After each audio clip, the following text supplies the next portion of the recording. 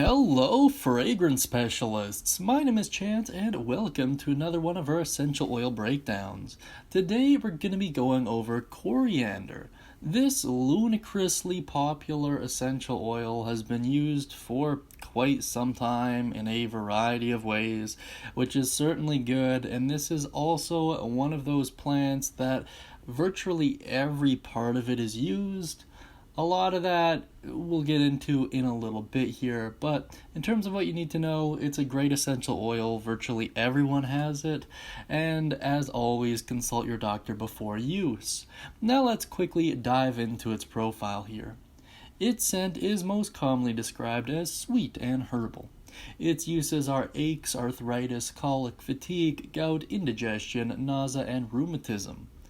The method of extraction is steam distilled, and it blends well with fennel seed, ginger root, jasmine, lavender, lemon, peppermint, rose, and ylang.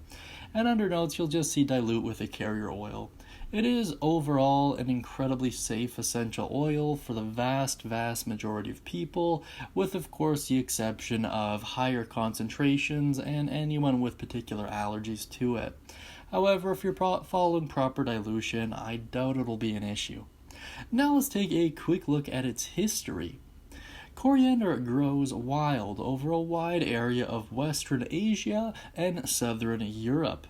The Ibar Papyrus, an Egyptian medical text dated to around 1550 BC, describes coriander's medical and culinary uses.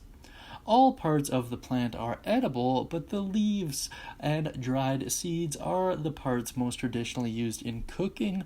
Coriander is used in cuisines throughout the world. So as I alluded to earlier, all parts of the plants are used, so if you are particularly keen on conservation and that idea of using all nature provides, this is a great essential oil for you to have in your repertoire. That being said, it's because this plant is so useful that I doubt it's going to go anywhere anytime soon. It is relatively plentiful, has a very short growth cycle, and is used in tons of countries around the world for their own particular uses. And it's always a good sign to know that a particular plant has well over 3,000 years of medical experience. Really does lend a lot of credibility to the plant itself. Now let's take a quick look at a recipe involving it. Today we're going to be taking a look at Foot Rejuvenator Massage Oil. The recipe reads as followed: 4 drops lavender, 3 drops Cajeput, 4 drops coriander, 4 drops Litsea, and 4 drops Eucalyptus Radiata, and of course 1 tablespoon of fractionated coconut oil. Mix them all together, lather them on your feet, and fall asleep, essentially.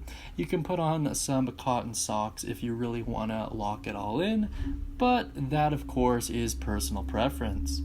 That being said, if you like coriander and you feel like you'll get some great use out of it, please do check out Rocky Mountain Oils, links down beneath. They're a great company and they've partnered with the channel, so we are very appreciative towards them.